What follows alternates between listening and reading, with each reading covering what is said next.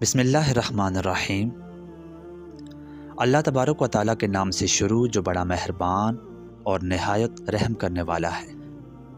अल्लाह ने इंसानों की भलाई के लिए कई अंबिया अलैहिस्सलाम को मबऊस फरमाया, जिन्होंने अपने मुकर्रर वक्त तक लोगों को दीन इस्लाम और तौहीद की दावत दी और फिर एक मुकर्रर वक्त के बाद सफ़र आखिरत पर रवाना हो गए। आज भी अंबिया अलैहिस्सलाम के मज़ारात तमाम बनी नौ इंसान को सीधी राह पर आने की तरगीब दे रहे हैं। अरब की सरजमीन पर कई अंबिया अलैहिस्सलाम के मज़ारात मौजूद हैं, लेकिन आपको ये जानकर हैरानगी होगी कि पाकिस्तान में भी 5 पैगंबरों की कब्रें मौजूद हैं। आज की वीडियो में हम आपको बताएंगे कि वो कौन से अंबिया हैं जिनकी कब्रें पाकिस्तान में मौजूद हैं और ये मज़ारात कौन से शहर में पाए जाते हैं।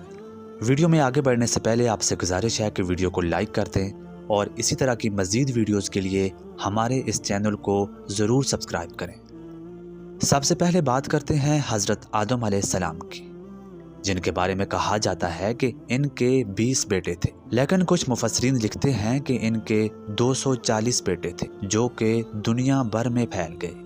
आप अलैहिस्सलाम के कुछ बेटों को अल्लाह ने नबूवत भी अता की थी। आप अलैहिस्सलाम के एक बेटे का नाम हज़रत कम्बीत अलैहिस्सलाम था, जिनको अल्लाह ने नबूवत के मर्तबे पर फाइज किया था। आप अलैहिस्सलाम की कब्र मुबारक 270 फुट लंबी है और ये पाकिस्तान के शहर गुजरात के इलाके बड़ीला शरीफ में मौजूद है।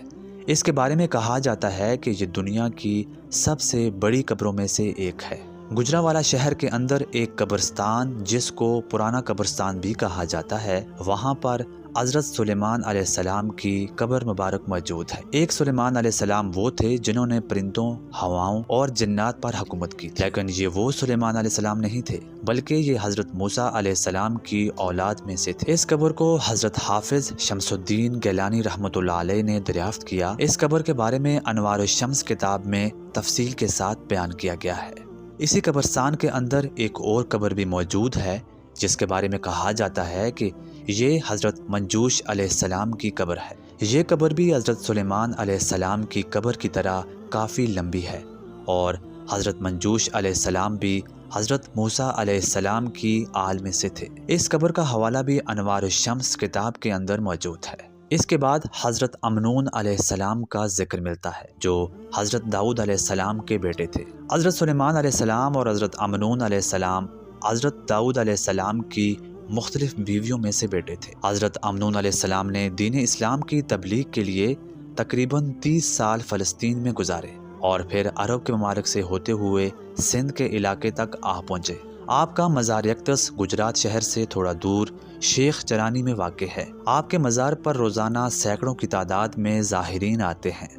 इसके बाद हज़रत हाम अलैहिस्सलाम का जिक्र मिलता है। हज़रत आम अलैहिस्सलाम हज़रत नूह अलैहिस्सलाम के बेटे थे। आपकी कब्र पाकिस्तान के शहर जेलम में मौजूद है। आप अलैहिस्सलाम की उम्र 536 साल बताई जाती है। हज़रत नूह अलैहिस्सलाम के 4 बेटे थे, जिनमें से एक काफिर थे और 3 हज़रत नूह अलैहिस्सलाम के साथ कश्ती में सवार हुए। हज़रत हाम अलैहिस्सलाम ने अफ्रीका के कुछ हिस्से पर और एशिया के एक बड़े हिस्से पर दीन इस्लाम की तबलीग की। आपकी कब्र तकरीबन 75 फुट तक लंबी है। अल्लाह तबारक व तआला ने हर दौर में इंसानों की रहनुमाई के लिए अंबिया अलैहिस्सलाम को मबऊस फरमाया। इन्हीं में से एक हज़रत कोश अलैहिस्सलाम भी। हज़रत कोश अलैहिस्सलाम हज़रत हाम अलैहिस्सलाम की औलाद में से थे। ये हज़रत हाम अलैहिस्सलाम के बेटे और हज़रत नूह अलैहिस्सलाम के पोते थे। इस अजीम पैगंबर की कब्र भी पाकिस्तान के शहर गुजरात से 27 किलोमीटर के फासले पर मौजूद है। इनके बारे में कहा जाता है कि ये हज़रत हाम अलैहिस्सलाम के सबसे बड़े बेटे थे और इनकी औलाद जिस सल्तनत की मालिक थी, इस सल्तनत को सल्तनत कोश माना जाता है। इस सल्तनत के आसार आज भी मिस्र और सूडान में मौजूद हैं।